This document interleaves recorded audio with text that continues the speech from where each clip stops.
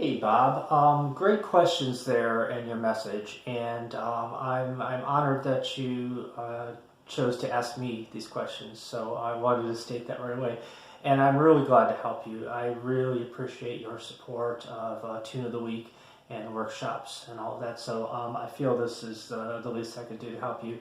And not seeing everybody this year at Crook Farm and other places, missing you. Missing everybody. So, like I said, this is the least that I could do. So, I hope this little video is helpful too. Like I said, some good questions there. So, the first thing I like to say is, with fiddle playing, old time fiddle playing, especially, I think. And maybe I say that because I'm much more engrossed and versed in it these days rather than the Irish or Scottish that I used to play, or more contra dance type of music. But it's such an individual thing, technique, the way we hold the fiddle, the way we hold the bow, things you're asking about there. Don't let anybody tell you how you have to hold it. That's my first advice. Those are very restrictive things to tell somebody how they have to hold something. Those are things that are more in the classical genre. Now, again, it's not a judgment call thing. It's a different tradition. They view things differently than we do. And the way I look at it in classical music, everybody has to model each other. And trust me, been there, done that. My college years were spent... a lot of torture being taught the viola classically. Actually, I had to take private lessons on viola for the scholarship that I had. And prior to that, I taught myself the instruments that I played, all the stringed instruments, the bowed stringed instruments. And I had ways of doing things myself. And once I got to college, my private teacher, who was an excellent violist, member of the Cleveland Orchestra, an older Belgian gentleman, but again, very, very strict, very set ways of doing everything. And I had to hold my bow exactly a certain way, and I really couldn't do it. I learned to do it, I learned to adapt, but it was very uncomfortable to me. And I was always made to believe that the discomfort was due to my lack of skill and my lack of knowledge, again, having taught myself everything that I did. So his mission was really, the way I perceived it, to undo everything that I had taught myself, to change me. And that did happen to an extent. But again, not to sound like I'm finding fault with him, but that is the discipline in that genre of music. Old-time fiddle is so different. We look and we see people holding their fiddles in different ways. We see the bow hold different. It's such an individualistic thing. There's a lot of freedom there. Now, in a way, that almost makes it possibly a little more difficult. Reason being because you have so many more options. But the other side of that coin is that you have so many more options. You are free to explore and find what works best for you and what is most comfortable for you. And that's what it's all about. It's about physical comfort, and it is about getting the sound that you want out of the instrument. And that's very important, the sound that you want. Your sound is going to be different than the next person's and the next person's and the next person's. Some people have a scratchier sound. Some people have more of a scrubby soft stroke sound. Some people have a much more fluid, smooth sound. Some have a combination of smooth and choppy. That's up to you. That is completely up to you how you want to sound. Now, according to that sound, your bow hold will and may affect all of that, okay? So, I'll just give you some pointers here, and I'll kind of tell you what I do. And like I said, explore this on your own and have fun with the exploration process. Some people look at this as a chore, okay? If we look at anything as a chore and it's not fun, we don't want to do it. It becomes a burden. Try to approach it from a viewpoint of that it's something exciting, it's something new. It's something that you are connecting with yourself and with your instrument, okay? That's kind of how I look at it. So, there are a lot of factors that go into this, okay? And I will talk about a couple of those. So the first one is the physical bow itself. Obviously, the weight of the bow has a lot to do with it. The balance point of the bow is another thing too, which is part of the weight of the bow, but it's also a whole separate thing in itself. Probably should have gone back a little further. The length of the bow too. Now, most violin fiddle bows are about the same length. There's little variations, and sometimes even just a half an inch can make a difference. But the weight is really important. Okay. So what I would suggest is starting down at the frog, and hold just hold the bow. And literally, you're not putting a lot of strain on your hand. Like literally, just hold it to the point of however it's comfortable for you to hold here. We'll talk about that in a minute. Just kind of feel it, feel the weight of it. Lift it up a little bit, put it down. You're gonna feel a weight, and you're gonna feel where there seems to be more weight to the bow. It's generally gonna feel like it's weighted down here, right? Because you're all the way at this end. Come up a little bit. You're gonna feel a little different weight. I mean, come up unnaturally high even on it too, just so you really, just turn it around like this. Just get to feel the bow, okay? And that is part of determining how high up the bow you want to be, okay? Every bow has a different weight, every bow has a different balance point, okay? So take that in consideration. They're not all going to be the same. You might use one bow, and it might feel better, higher up here. Another bow, hey, go with what feels right, okay? So the next thing is also to how tight the tension is on the hair. And I generally am, somewhere in there. It's hard to tell. And I'm looking at the screen right now, and it looks really very taut, and it's not. We want some flexibility here, obviously. If your bow is too taut, it's no longer a bow. Call it a bow, right? That's not really a bow for this style of bow. I'll show you something in a minute. Okay, so the tightness of your bow is another factor. Too tight on your hair, and your bow is going to feel stiff. Now again, certain fiddlers might like that. They might like that stiffer feel in the bow. Experiment with that. I would just suggest not tightening it too tight. You don't want too much tension on the bow. It's gonna, mess around with the actual lid and all that stuff. So take this. But again, having said that, you can experiment. This is very loose. Generally, you don't want it touching the hair when you're playing. I say generally because some people might like that sound, that kind of scratchy, woody sound. So again, it's up to you. Like I said, I'm somewhere in there. I like a little bit of bounce. Okay. So this particular bow, you might notice here that there's a big leather band here. There we go. Very. So Josh Jamron haired this bow for me, and when I gave it to him to hair, I liked the stick. I really liked the stick. But down here it had the silver winding, and it was all messed up. I don't know how it got there. I don't know where the bow came from, to be honest with you. But anyway, Josh, being the guy that he is, he fixed it up for me, and he put this really wide leather on it. And he said to me, well, I hope you like this. And I did it because I know you like to be a little higher up on your bow, and I thought that would give you a nice grip. How kind, right? And so, and that is about, he was right, that's about where I do hold my bow. It's up here. And this is perfect, because it gives me that. So let me just show you like another bow, and we'll get to this one in a minute. But so here, the winding is a lot smaller, like most of them are. I kind of use that as a guide point. I'm not looking at it, but that just to me is kind of where I hold it. It also gives me a little bit of a grip. So there's the winding, and that's kind of where my thumb is, and my small finger. Well, right now it's sitting on the bow. You probably notice when I play, it really lifts off.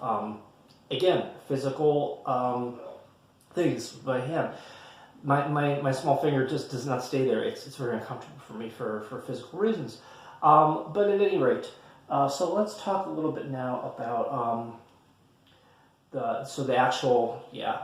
So this is what it looks like on the other side. Now this bow here, you see, I've used a lot, and it's got the darkness there from, it touching it. I don't actually grab onto the hair there, and again, try not to touch your bow hair. I mean, I'm kind of touching it now just to show you, but the sweat and dirt from our hands gets on there, gets on the hair, and along with the rosin, it gums up like that. If you have natural horsehair bows, you can unscrew this, and you can actually wash this with like Dawn. Be very careful. Again, you want to take this all the way off. Take it off. You don't want, because you don't really want the water and such to get on your bow. That's if your bow is really gummed up. I've done that before, and it does work. Keep in mind when you do that, not too much soap. Rinse it off very, very well, and then you're starting from scratch. Remember that. When you get a new bow, you get your bow haired. It's brand new hair. You have to rosin up quite a bit. But my suggestion is, if you are choking up on the bow, when you get that bow haired, or if you're washing it, you're starting, like I said, from scratch, don't rosin it down here. That was a mistake on my part, doing that after Josh gave it back to me. So since then, what I do is I only rosin it. I start rosining from like this. I probably should have put this sideways. This point up. Why? Because I'm really only using this part of the bow. I don't need rosin down here. All the rosin is going to do down there is it's going to just discolor and gum up from my hand. Just, again, from barely grazing it even. So it's going to happen. So, the tendency is we rosin our bow, front tip. Why? Don't have to do that. Really, only rosin, unless, you are holding down at the front, unless you're using this part of your bow, which most old time fiddlers really don't use that low part of the bow. I mean, I know like Bruce Smolsky is down there quite a bit, but that's not the typical. Again, where do you tend to use your bow? Okay, is it in the middle? For me, I am literally, this is the end of my bow. So the middle is really, I look at kind of the start of my bow.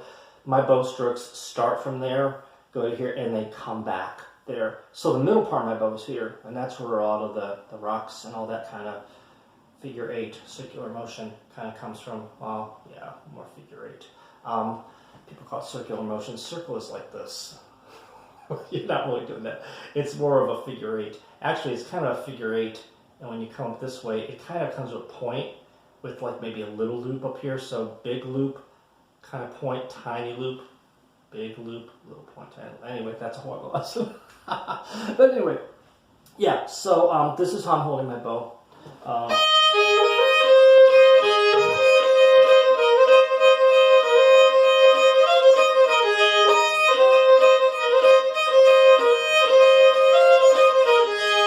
Yeah, so my small finger, yeah, see, when I'm holding it, I don't even think about this, so that's why I had to play something. Yeah, so that's where I'm at. That's where I'm at. Trying to do this so I'm not like changing it. So my fingers really are not touching my hair. It might look like it because it's staying there, but it's just, again, it's just from being close by. So really, it's the three here, the thumb.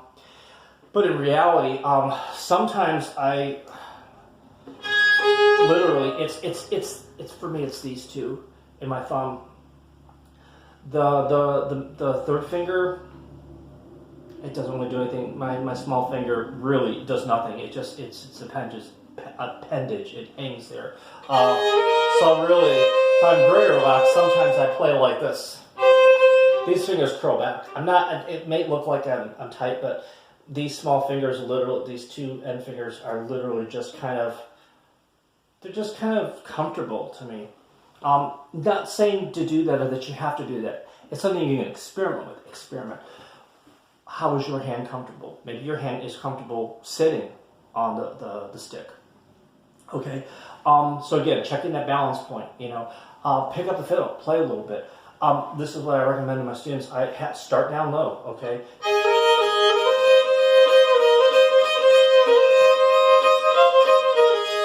Come up a little bit.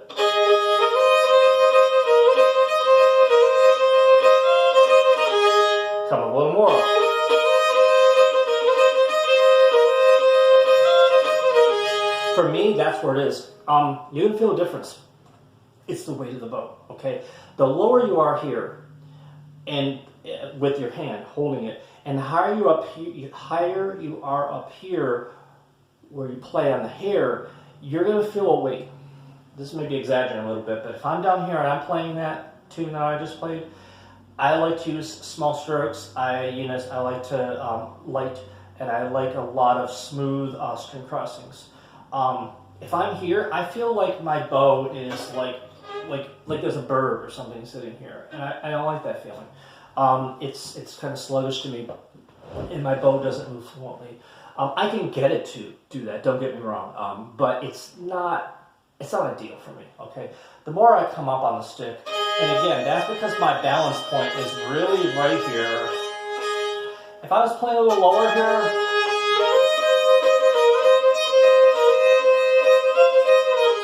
it feels totally different. And I'm lower. I'm a little lower here. So the higher you up there on the bow, the higher up you're going to want to probably be on your stick. And I'm all for exploring extremes. Okay. What is light if you do not know what dark is? And there's varying degrees of light and there's varying degrees of dark.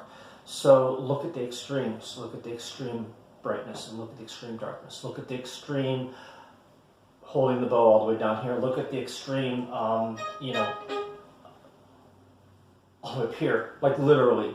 It'd be hard to tell. So I'm really high up. Okay, I'm too high up, but.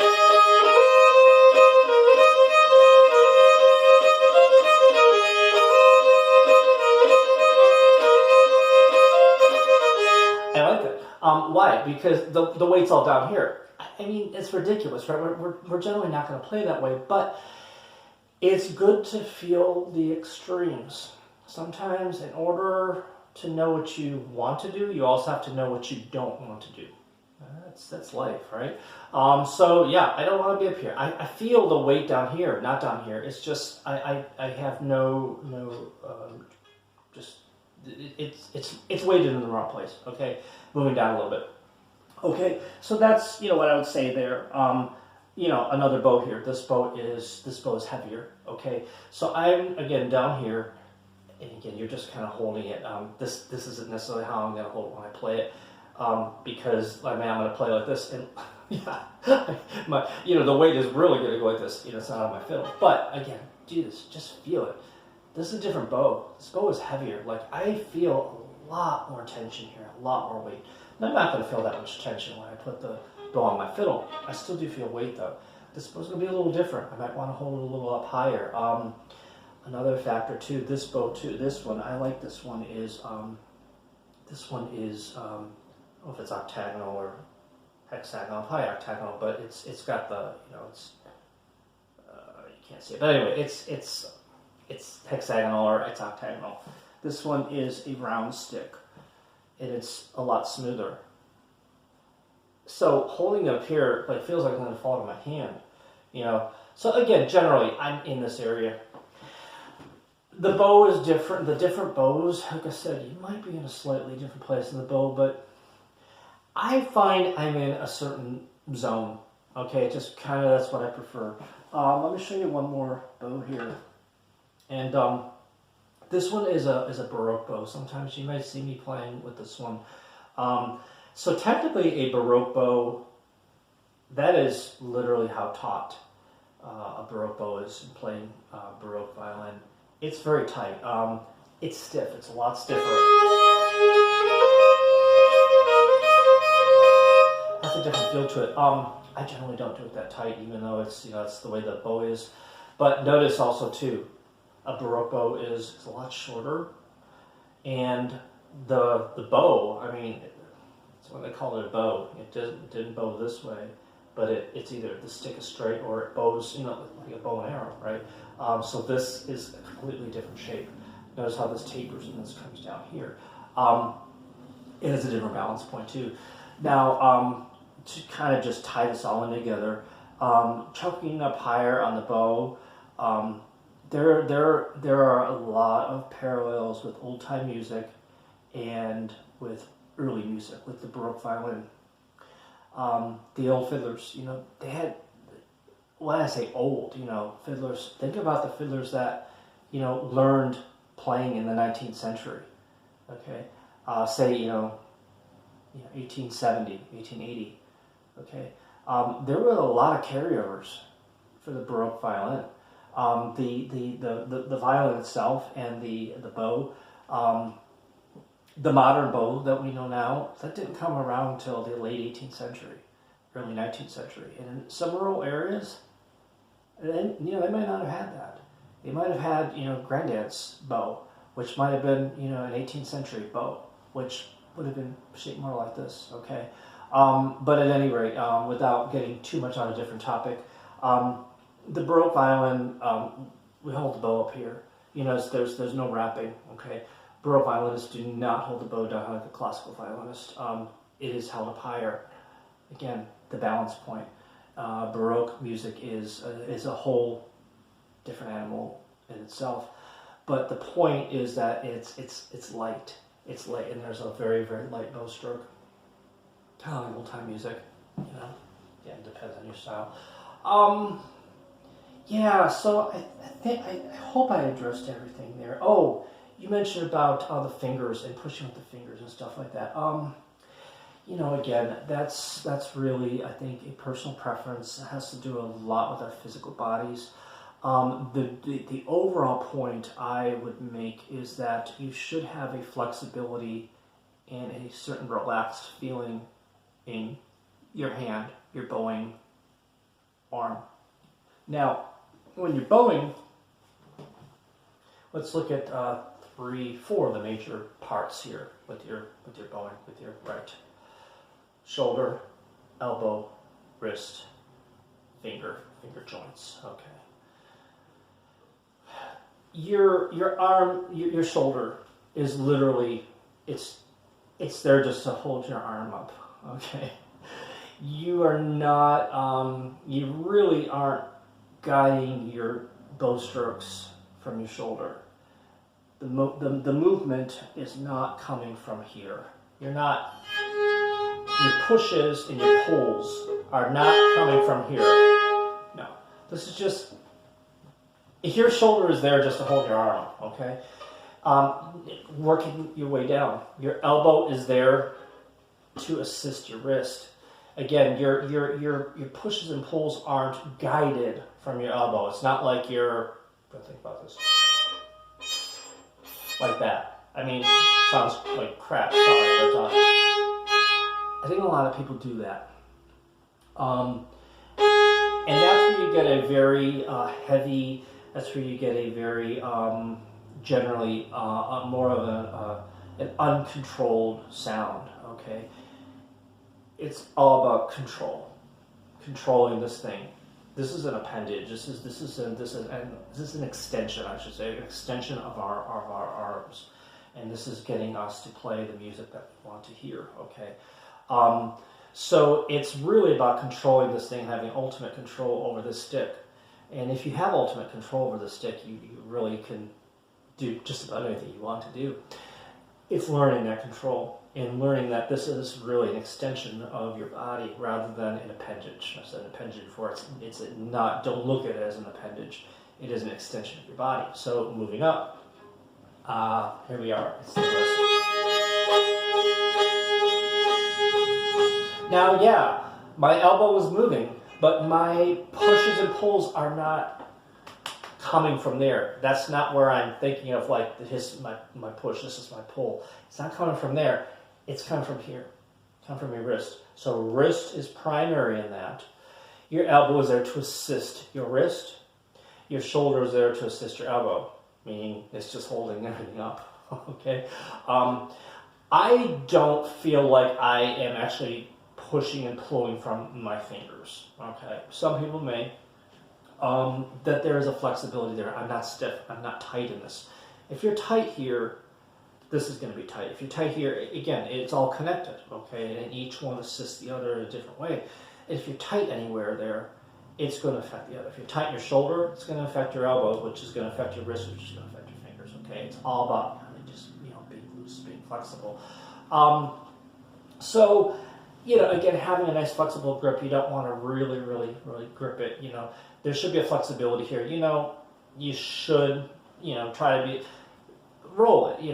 This is just having control of your bow. I'm literally just kind of rolling the bow. You're not going to play with that, but this is just kind of getting your fingers familiar with your bow and getting your fingers kind of loosened up to your bow, okay? A little bit of this, whatever feels right to you, There's no set rules. Like this type of thing too is good. This is just giving me control over, I can lift up my small finger. It's a little heavier there, but when I put the bow on my fiddle, that's better there.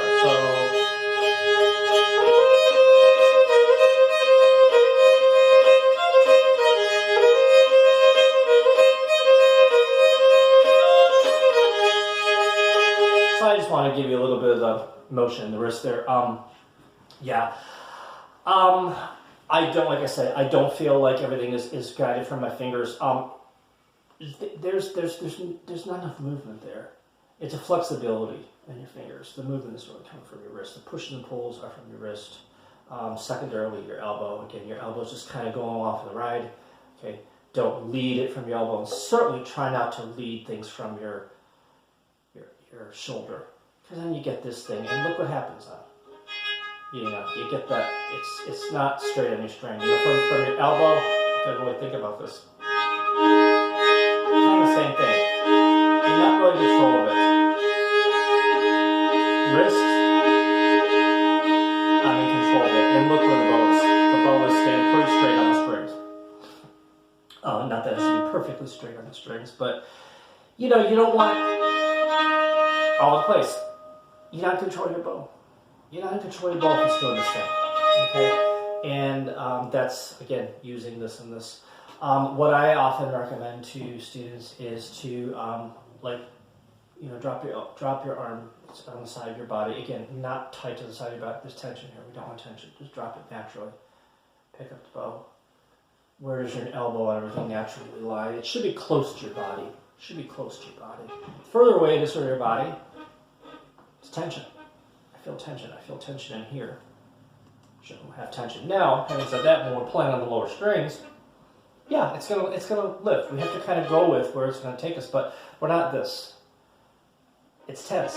We're not this. I'm tense. You just relax.